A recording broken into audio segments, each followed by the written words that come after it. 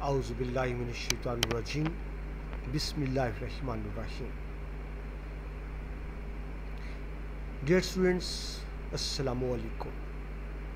मैं हूं आप सबका मावन व मददगार मुशर्रफ महमूद और आप सबको इल्म व अदब पर खुशामदीद कहता हूं। उम्मीद करता हूं आप खुश व खुर्रम होंगे। अल्लाह ताला आपको हमेशा खुश व खुर्रम रखे, आमीन सुम्मा आमीन। जैसे कि आप जानते हैं, हमने अल्हम्दुलिल्लाह फ़र्स्ट ईयर इस्लामियात साल अव्वल इस्लामियात का लेक्चर्स का सिलसिला शुरू किया हुआ है। चैप्टर 1 में आज हम हैं सफ़ा नंबर 6 पर और आज हम एक बहुत अहम इम्तिहानी टॉपिक पे डिस्कस करेंगे, इंसानी ज़िंदगी पर अक़ीदा तौहीद के असरात। देखिए, आप पहले पढ़ चुके हैं, अक़ीदे का लफ्ज़ अक़द से होता है। अक़द कहते हैं घेरा को, घेरा लगाना, बांधना, यानी इंसान की वो सोच, इंसान के वो नज़रियात जिसके साथ वो बंधा होता है उसको अक़ीदा या बिलीफ कहते हैं। ठीक है जी। मेरा अक़ीदा क्या है कि मेरा ज़िंदगी के बारे में नज़रिया क्या है, ज़िंदगी क्या है, कामयाबी क्या है, नाकामी क्या है, कामयाबी का रास्ता क्या है, ये मेरी सोच, मेरा ख्याल ही नज़रिया कहलाता है। ठीक है जी। और नज़रिया ही, अगर नज़रिया मज़हबी हो तो उसको अक़ीदा कहते हैं। ठीक है जी। मज़हबी नज़रिया, क्योंकि देखें नज़रिया सियासी भी हो सकता है, लेकिन अगर आप मज़हबी नज़रिए की बात करें तो उसको अक़ीदा कहते हैं। बहसियत मुसलमान जो बुनियादी अकायद हैं उनमें जो सबसे पहला और सबसे अहम अक़ीदा है वो अक़ीदा अक़ीदा तौहीद। अक़ीदा तौहीद इंसानी ज़िंदगी का पहला अक़ीदा। एक मुसलमान अक़ीदा तौहीद पर यकीन कामिल रखता है और इसी अक़ीदा तौहीद के समरात की बदौलत, इसी अक़ीदा तौहीद की बरक़ात की बदौलत उसकी ज़िंदगी में बहुत ही ज़्यादा अहम, बेहतरीन और खुशनुमा तब्दीलियाँ रूनुमा होती हैं। यानी अक़ीदा तौहीद इंसान में ऐसी तब्दीलियाँ ले आता है जो उसकी दुनियावी और आखिरत की कामयाबी का ज़रिया बनती हैं। और वो जो अल्लाह की ज़ात के मुनकिर हैं, जो अक़ीदा तौहीद के मुनकर हैं, वो उन तमाम समरात, फ़यूज़ व बरक़ात से महफूज रहते हैं जो अक़ीदा तौहीद की बदौलत मुसलमानों को हासिल होते हैं। ठीक है जी। तो आइए तफसील से देखते हैं। अक़ीदा तौहीद से इंसान के फ़िक्र अमल, देखिए फ़िक्र होता है सोच, थ्योरी, अमल होता है प्रैक्टिकल। ठीक है जी। अक़ीदा तौहीद में इंसान वही प्रैक्टिकल करता है जो उसकी थ्योरी होती है, यानी जो सोच होती है उसी के मुताबिक उसका अमल होता है। अक़ीदा तौहीद की बदौलत इंसान के अंदर बहुत सी नुमायाँ इनकलाबी यानी बड़ी बड़ी तब्दीलियाँ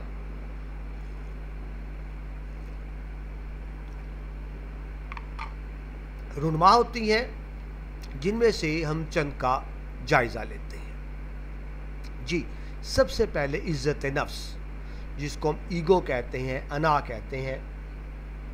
एक मुसलमान जो अक़ीदा तौहीद पे यकीन कामिल रखता है उसमें इज़्ज़त नफ्स होगी, उसमें अना होगी, उसमें ईगो होगी। देखिए, इज़्ज़त नफ्स कब मजरू होती है, अना कब मजरू होती है? जब एक इंसान दूसरे इंसान के आगे झुकता है।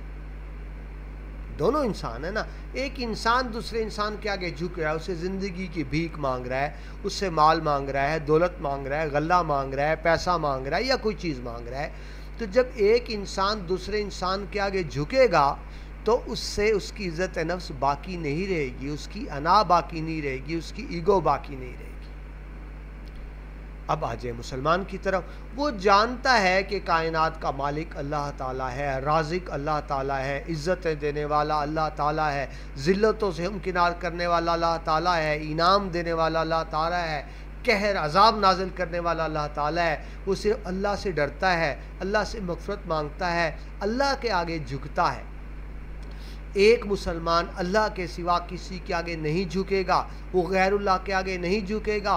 और जब वो गैरुल्लाह के आगे नहीं झुकेगा तो उसमें इज़्ज़त नफ्स भी होगी, उसमें ईगो भी होगी, उसके अंदर अना भी होगी, क्योंकि वो सिर्फ़ एक अल्लाह के आगे झुकता है, वो इंसानों के आगे नहीं झुकता, क्योंकि वो जानता है कि इंसान ना तो उसको फ़ायदा दे सकते हैं ना नुकसान दे सकते हैं, ये अल्लाह के हाथ में है। वो तो इज़्ज़ु मन तशा, वो तो ज़िल्लु मन तशा।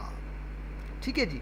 इंसान को यकीन होता है کہ اللہ ہی اس کا خالق مالک ہے، اللہ تعالیٰ ہی طاقت کا سرچشمہ ہے، ساری طاقتیں اللہ تعالیٰ کی ہیں، وہ تو ایک ارادہ فرماتا ہے، ہو جاتا ہے، کن فایا کن، بس ہو جا اور ہو گیا، وہی قادر مطلق ہے۔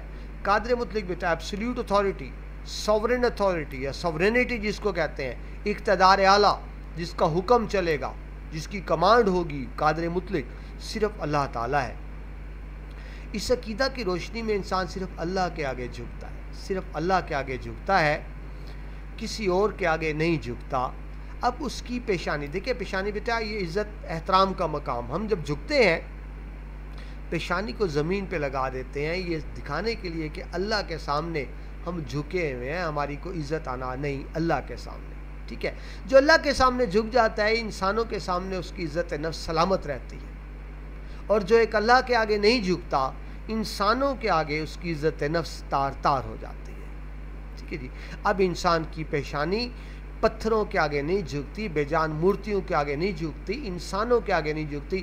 وہ انسان جو خدا بنے پھر رہے ہیں، وہ انسان جو نمرود، فرعون، شداد بنے پھر رہے ہیں، انسان ان کے آگے نہیں جھکتا، وہ صرف ایک اللہ کے آگے جھکتا ہے، جس سے اس کی عزت نفس محفوظ رہ جاتی ہے۔ حضرت علامہ اقبال کا خوبصورت شعر، یہ ایک سجدہ جسے تو گراں سمجھتا ہے، گراں بوجھ ہزار سجدوں سے دیتا ہے آدمی کو نجات۔ جو ایک اللہ کے آگے جھکے گا، اسے پھر ایک ایک انسان کے آگے نہیں جھکنا پڑے گا، اور یقین کیجئے جو ایک اللہ کے آگے نہیں جھکے گا، اسے ایک ایک انسان کے آگے جھکنا پڑے گا۔ تو بہتر نہیں کہ بجائے ایک ایک انسان کے آگے جھکا جائے؟ کیا یہ بہترین سودا نہیں کہ صرف اللہ کے آگے جھکا جائے اور انسان انسانوں کے آگے نہ جھکے؟ اس میں عزت نفس آئے گی، تو اس طرح کیا ہوگا؟ ایک جو مسلمان ہے اس کے اندر عزت نفس ہوگی، ٹھیک ہے جی۔ آگے چلے، نمبر 2، انکسار۔ انکسار کیا ہوتا ہے جی؟ ہمبل ہونا، سبمیسو ہونا، جھکے رہنا۔ جی انکسار کا متضاد لفظ ہوتا ہے تکبر، ٹھیک ہے جی۔ تکبر، انکسار ایک دوسرے کے مخالف ہیں۔ تکبر ہوتا ہے غرور کرنا، انکسار ہوتا ہے جھکے رہنا، سبمیسو ہونا۔ ایک مسلمان یہ یقین رکھتا ہے، یہ جانتا ہے کہ ہر چیز اللہ تعالیٰ کی ملکیت ہے، ہر چیز اللہ تعالیٰ کی ملکیت ہے، میرا کچھ بھی نہیں، یہ مال دولت، گھر کار، کوٹھی بنگلہ، سہولیات، یہ کچھ بھی نہیں، سب اللہ تعالیٰ کا دیا ہوا ہے۔ تو جب میرا ہے ہی کچھ نہیں، جب میرا ہے ہی کچھ نہیں، تو پھر تکبر کس بات کا، غرور کس بات کا؟ جب انسان جانتا ہے سب کچھ اللہ تعالیٰ کا ہے، تو پھر اس کے اندر انکسار پیدا ہوتا ہے، جھکتا ہے، ٹھیک ہے جی۔ یاد رکھیے بیٹا، تکبر اللہ تعالیٰ کو پسند نہیں ہے، اور یاد رکھیے تکبر صرف اللہ تعالیٰ کی ذات ہی کو جائز ہے، تکبر صرف اللہ تعالیٰ کی ذات کو جائز ہے، بندے کو تکبر جائز نہیں ہے۔ تکبر تو کوئی حیثیت کا ہوتا ہے، انسان کی تو کوئی حیثیت ہی نہیں ہے۔ اللہ تعالیٰ قرآن پاک میں فرماتے ہیں کہ انسان تو جو زمین پر اکڑ اکڑ کر چلتا ہے، کیا اس زمین کو پھاڑ ڈالے گا؟ اے انسان، تیری اوقات کیا ہے، تیری حیثیت کیا ہے، کس چیز پر اکڑ کر چلتا ہے، ٹھیک ہے جی۔ لہٰذا عقیدہ توحید کی بدولت انسان میں انکساری آتی ہے، وہ جھک کر رہتا ہے، وہ منکسر مزاج ہوتا ہے، کیونکہ وہ اچھی طرح جانتا ہے کہ جو اللہ دے سکتا ہے اور دیتا ہے، وہ جو دینے پر قادر ہے وہ واپس لینے پر بھی قادر ہے۔ وہ چاہے تو لمحوں میں کسی کو سخی بنا دے، چاہے تو لمحوں میں کسی کو کنگال کر دے۔ قرآن پاک میں بے شمار واقعات اس طرح کے آتے ہیں، بار بار بتائے گئے ہیں، ٹھیک ہے جی۔ تو جب انسان کو پتہ ہے میرے پاس جو کچھ ہے میرا نہیں ہے ہی اللہ تعالیٰ کا، جب چاہے اللہ تعالیٰ واپس لے گا، میرے پاس تو صرف امانت ہے، تو پھر اس کے اندر غرور نہیں آئے گا، اس کے اندر تکبر نہیں آئے گا، بلکہ تواضع ہوتا ہے، جس طرح خاطر تواضع کرنا، انٹرٹین کرنا، انکسار، جھک کے رہنا، منکسر، ٹھیک ہے جی۔ آگے چلیں، عقیدہ توحید کی بدولت انسان میں جو تیسری صفت پیدا ہوتی ہے وہ ہے وسعت نظر، یعنی سوچ کا وسیع ہونا۔ دیکھیے، ایک ہوتا ہے تنگ نظر، سوچ کا محدود ہونا، ایک ہوتا ہے وسیع النظر، سوچ کا وسیع ہونا۔ مسلمان جو عقیدہ توحید پر یقین رکھتا ہے اس میں وسعت نظر ہوگی۔ وہ کافر جو بتوں کی پوجا کرتا ہے وہ تنگ نظر ہوگا. ٹھیک ہے جی. آپ کو آسان سے مثال دو. دیکھیں ایک شخص کام کرتا ہے کسی ادارے میں, مل فیکٹری میں یا آفس میں, وہاں صرف 5-10 لوگ ہیں, تھوڑا سا اسٹاف ہے, تھوڑے سے لوگ ہیں, تو دیکھیں اس کی تنخواہ بھی تھوڑی ہوگی اور اس کی سوچ بھی محدود ہوگی. اس کے مقابلے میں ایک انسان جو کسی بہت بڑے ادارے میں کام کرتا ہے, ملٹی نیشنل ادارے میں کام کرتا ہے, جہاں ہزاروں ملازمین کام کر رہے ہیں, اب اس کا پیکیج بھی بہتر ہوگا, سیلری بھی بہتر ہوگی, سہولیات بھی بہتر ہوں گی, اس کی سوچ بھی وسیع اور بڑی ہوگی, کیونکہ وہ بڑے نیٹ ورک کا حصہ ہے. جو چھوٹے نیٹ ورک کا حصہ ہوگا اس کی سوچ بھی چھوٹی ہوگی. اب دیکھیں نا, ایک بندے ایک دفتر میں ہے جب 5-10 ملازم ہیں, اور ایک بندہ کام کر رہا ہے مائکروسافٹ کارپوریشن میں جہاں ہزاروں لاکھوں ملازمین ہیں, پوری دنیا میں نیٹ ورک ہے. تو اب جو مائکروسافٹ کارپوریشن میں کام کر رہا ہے اس کی سوچ زیادہ وسیع ہوگی اس انسان کی نسبت جو ایک چھوٹے سے دفتر میں کام کرتا ہے جہاں چند لوگ ہیں. تو یہ ایک آپ کو صرف سمجھانے کے لیے مثال دی. مسلمان جب یقین رکھتا ہے کہ اس کا اللہ تعالیٰ پوری کائنات کا خالق مالک ہے, یہ پوری کائنات اللہ تعالیٰ نے بنائی ہے, اور انسان اسی رب کا نائب ہے, اسی رب کا خلیفہ ہے, اشرف المخلوقات ہے, انسان کس رب کا نائب ہے جس رب نے یہ پوری کائنات بنائی. تو پھر انسان کیا سمجھتا ہے کہ اللہ تعالیٰ کے بعد وہ کائنات کی سب سے بڑی قوت ہے, وہ اللہ کے بعد کائنات کی سب سے بڑی طاقت ہے. اس سے کیا ہوتا ہے, اس کی سوچ وسیع ہوتی ہے. لیکن ایک مشرک جو پتھر کے اور لکڑی کے بنے ہوئے بتوں کی پوجا کر رہا ہے, اس کو بھگوان سمجھ رہا ہے, تو ظاہر ہے اس کی سوچ محدود ہوگی. عقیدہ توحید کی بدولت انسان کی سوچ وسیع ہو جاتی ہے, اور اس وجہ سے اس سے سب فیضیاب بھی ہوتے ہیں. ٹھیک ہے جی. سب فیضیاب کس طرح سے ہوتے ہیں کہ اس کے دل میں مومنین کے لیے ہمدردی پیدا ہوتی ہے. دیکھیں بیٹا, مسلمان کی زندگی کا سب سے بڑا مقصد یہ ہوتا ہے اس کا رب اس سے راضی ہو جائے. مسلمان ہر وہ کام کرتا ہے کہ اس کا رب راضی ہو جائے, ہر اس کام سے بچتا ہے کہ اس کا رب اس سے ناراض نہ ہو. اور رب کی رضا کس میں ہے؟ مخلوق کی خدمت میں. جو اللہ کے بندوں کی خدمت کرتا ہے, مخلوق کی خدمت کرتا ہے, اللہ اس سے بہت خوش ہوتا ہے. بقول شاعر کے, خدا کے بندے تو ہیں ہزاروں, بنوں میں پھرتے ہیں ہمارے بنوں کہتے ہیں دنیا جہاں. خدا کے بندے تو ہیں ہزاروں, بنوں میں پھرتے ہیں مارے, میں تو اس کا بندہ بنوں گا جسے خدا کے بندوں سے پیار ہوگا. ٹھیک ہے جی. اللہ اس سے محبت کرتا ہے جو اللہ کے بندوں سے محبت کرتا ہے. تو انسان اللہ کی رضا کے لیے اللہ کے بندوں سے محبت کرتا ہے, مومنین کی ہمدردی کرتا ہے, دوسروں کے کام آتا ہے, محبت سے پیش آتا ہے, اس کی خدمت عالمگیر ہو جاتی ہے, عالمگیر سب کے لیے. اس کی سوچ وسیع ہو جاتی ہے, وہ ساری مخلوق کی خدمت کرتا ہے, اس کی سوچ محدود نہیں وسیع ہو جاتی ہے. حدیث پاک ہے نا کہ مسلمان جسد واحد کی مانند ہے. جسد جسم کو کہتے ہیں, یعنی تمام دنیا کے مسلمان ایک جسم کی مانند ہے. کسی ایک مسلمان کو تکلیف پہنچے تو اس کا درد ساری کائنات کے مسلمان محسوس کرتے ہیں. ایک شعر ہے جی کہ اخوت, حضرت اقبال کا شعر, اخوت اس کو کہتے ہیں چبھے کانٹا جو کابل میں, کابل افغانستان کا دارالحکومت, اخوت اس کو کہتے ہیں چبھے کانٹا جو کابل میں, تو ہندوستان کا ہر ایک پیرو جوان بیتاب ہو جائے. کابل میں ایک شخص کے پاؤں میں کانٹا لگے, اس کا دکھ درد ہندوستان کا ہر جوان بوڑھا محسوس کرے. تو اس طرح وسعت پیدا ہوتی ہے, مسلمان سب کے کام آتا ہے, عالمگیر ہو جاتا ہے, وہ مخلوق خدا کی بہتری کو اپنا نصب العین سمجھتا ہے. یہ ایک بڑی اہم بات سمجھ لیں, دین میں بیٹا دو چیزیں ہوتی ہیں, عبادات اور معاملات. یاد رکھیے دین اسلام محض عبادات کا دین نہیں, یہ معاملات کا دین ہے. معاملات کے دوسروں سے برتاؤ, جس کو ہم حقوق العباد کہہ دیتے ہیں. ٹھیک ہے جی. تو انسان میں یہ وسعت نظر کس کی بدولت پیدا ہوتی ہے؟ عقیدہ توحید کی بدولت. آگے چلیے, استقامت و پامردی, بہادری. استقامت ہوتا ہے بیٹا ڈٹے رہنا, جمے رہنا, یعنی اپنی بات پر قائم رہنا, پیچھے نہ ہٹنا, مڑ کے نہ دیکھنا, ڈٹ جانا. بہادری تو آپ جانتے ہیں, دل میں ڈر خوف نہ ہونا. اللہ پر ایمان لانے سے انسان میں استقامت اور بہادری پیدا ہوتی ہے. کس طرح؟ وہ جانتا ہے ہر چیز اللہ کے بس میں ہے، زندگی موت اللہ کے بس میں ہے، عزت شہرت اللہ کے بس میں ہے، امیر غریب کرنا اللہ کے بس میں ہے، ذلیل و خوار کرنا اور عزتوں سے نوازنا اللہ کے بس میں ہے، اور انسان کچھ نہیں کر سکتا۔ اللہ تعالیٰ نے زندگی لکھی ہے، سارے دنیا بھی مل کے اس کو نہیں مار سکتی۔ اللہ نے کسی کی قسمت میں عزت لکھ دی ہے، ساری دنیا مل کے اس کو ذلیل نہیں کر سکتی، اور اگر اللہ نے کسی کی قسمت میں ذلت لکھ دی ہے، ساری دنیا مل کے بھی اس کو ذلت سے نہیں بچا سکتی۔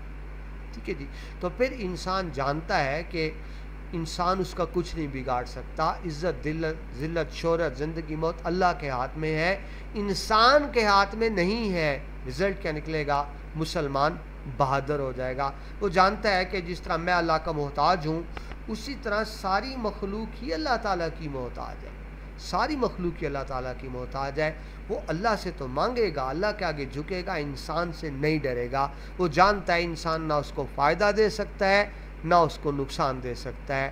وہ ایک رب کے آگے جھکے گا، انسانوں کے آگے نہیں جھکے گا۔ نیکسٹ چلیں جی آگے۔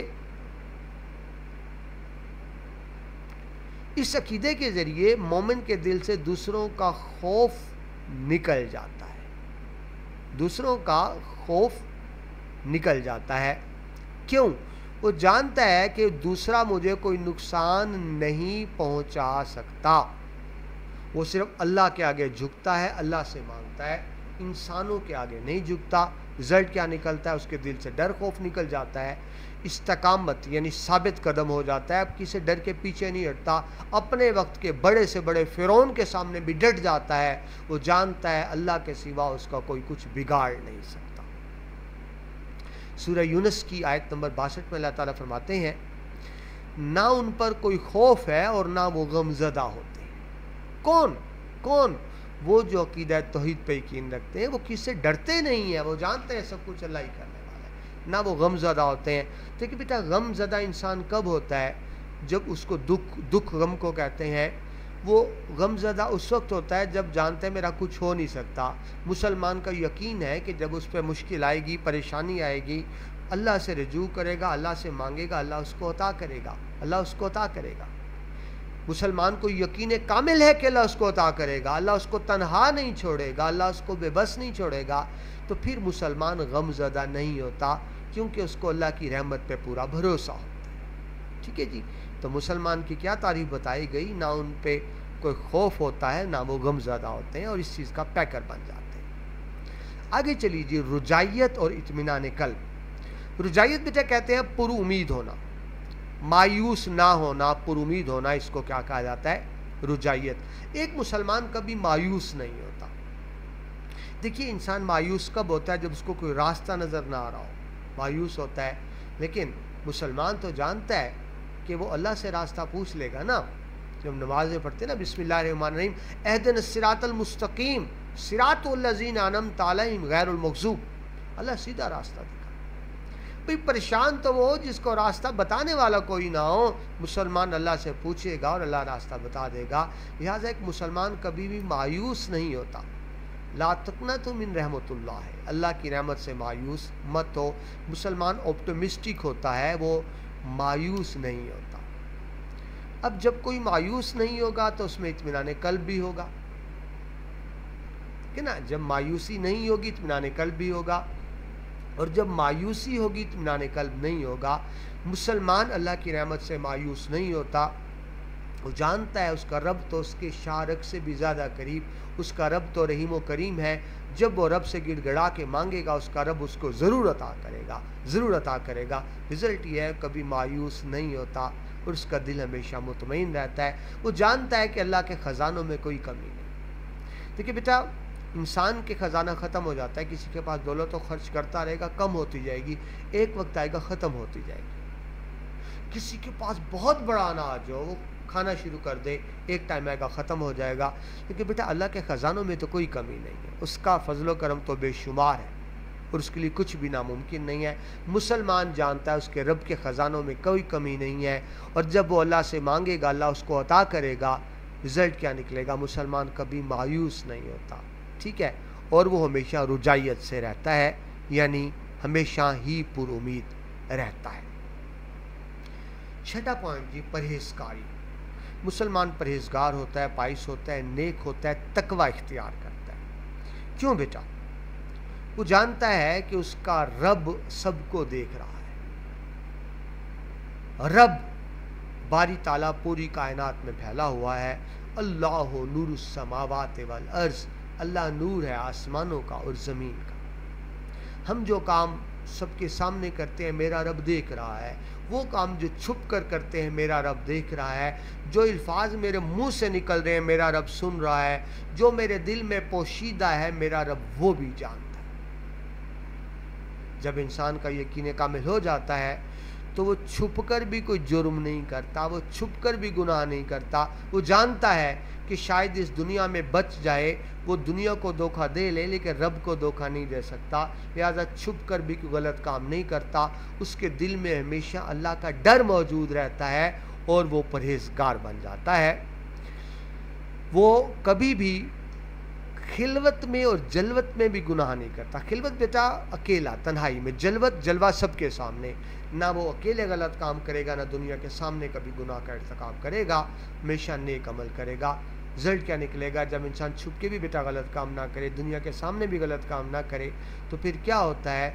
اس کے دل کے اندر تقوی آ جاتا ہے، نیکی آ جاتی ہے، پرہیزگاری آ جاتی ہے۔ ٹھیک ہے جی۔ توحید پر ایمان عمل صالح کی بنیاد ہے۔ صالح کہتے ہیں نیک عمل۔ نیک عمل کی بنیاد کی ہے توحید، کیونکہ وہ جانتا ہے کہ اس کا رب جانتا ہے، اس کا رب ہر چیز جانتا ہے، لہٰذا وہ ہمیشہ اللہ کے احکام کے مطابق زندگی گزارے گا۔ اس کے اندر ایمان کی روشنی ہوگی، ٹھیک ہے جی، اور رزلٹ کیا نکلے گا؟ اس کی فلاح و بہبود ہوگی۔ جب انسان کے اندر ایمان ہوگا تو اس کی فلاح ہوگی۔ جب انسان کے اندر ایمان نہیں ہوگا، ایمان کی روشنی سے خالی ہوگا، تو پھر فلاح و بہبود سے بھی محروم رہے گا۔ اللہ تعالیٰ فرماتے ہیں جو ایمان لائے اور جنہوں نے نیک عمل کیا، یعنی بتایا گیا کہ نیک کون ہے؟ جو ایمان لائے اور جنہوں نے نیک عمل کیا۔ الذین آمنوا وعملوا الصالحات۔ جس طرح کوئی درخت اپنے پھل سے پہچانا جاتا ہے، اسی طرح ایمان کی پہچان عمل صالح سے ہوتا ہے۔ دیکھیے جو اسٹوڈنٹس، جو درخت ہے نا بیج کے اندر موجود ہوتا ہے، جو صفات بیج میں ہوتی ہیں وہ درخت میں ہوتی ہیں۔ اور وہ بیج کیا ہے؟ عقیدہ توحید۔ بیج کیا ہے؟ عقیدہ توحید۔ اور اس سے اگنے والا درخت کون ہے؟ اسلام اور عمل صالحہ۔ جب انسان کے اندر عقیدہ توحید ہوگا تو کیا ہوگا؟ پھر وہ برائیوں سے بچا رہے گا، وہ عمل صالحہ کرتا رہے گا۔ اگر کوئی شخص زبان سے ایمان کا دعویٰ تو کرے لیکن اس کے اعمال اچھے نہیں، تو یہی سمجھا جائے گا کہ ایمان نے اس کے دل کی گہرائیوں میں جگہ نہیں لی، یعنی مسلمان تو ہو گیا، تو کلمہ تو پڑھ لیا، لیکن ابھی اس کے اندر ایمان نہیں آیا، یعنی ابھی تک صحیح معنوں میں عقیدہ توحید اس کے اندر نہیں اترا۔ غرضے کہ عقیدہ توحید اس بات کا تقاضا کرتا ہے کہ نیک اعمال بجا لائے جائیں، برے اعمال سے بچا جائے، کیونکہ بیٹا ایک مسلمان کی زندگی کا واحد مقصد یہی ہوتا ہے کہ اس کا رب اس سے راضی ہو جائے۔ وہ ہر وہ کام کرتا ہے کہ اس کا رب اس سے راضی ہو جائے، ہر اس کام سے بچتا ہے کہ اس کا رب اس سے ناراض نہ ہو۔ ٹھیک ہے جی۔ عقیدہ توحید کی بدولت اس میں عزت نفس بھی ہوتی ہے، اس میں انکسار بھی ہوتا ہے، اس میں وسعت نظر بھی پیدا ہوتی ہے، اس میں استقامت بہادری بھی ہوتی ہے، اس میں رجائیت اطمینان قلب بھی ہوتا ہے، پرہیزگاری بھی ہوتی ہے۔ یہ ساری صفات عقیدہ توحید کی بدولت ایک مسلمان کو حاصل ہوتی ہیں۔ لیکن وہ کافر جو عقیدہ توحید کا منکر ہے، وہ ان ساری ثمرات اور خوبیوں سے محروم رہتا ہے۔ یعنی جو عقیدہ توحید کو نہیں مانتا، اس کے اندر عزت نفس بھی نہیں ہوگی، اس کے اندر ڈر بھی ہوگا، اس کے اندر خوف بھی ہوگا، اس کے اندر بے اطمینانی بھی ہوگی، اور وہ ایک ہی انسان کے آگے جھکتا رہے گا۔